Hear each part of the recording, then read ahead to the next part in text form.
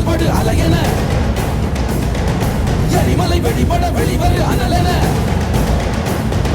சிறுநரி அழிபட விரைகிற புலியென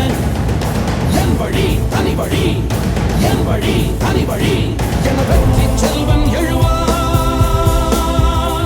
தன் வேட்டை முடித்தே வருவான் என் வழி தனி வழி என் வழி தனி வழி என் வழி தனி வழி என் வழி தனி வழி என் வழி தனி வழி.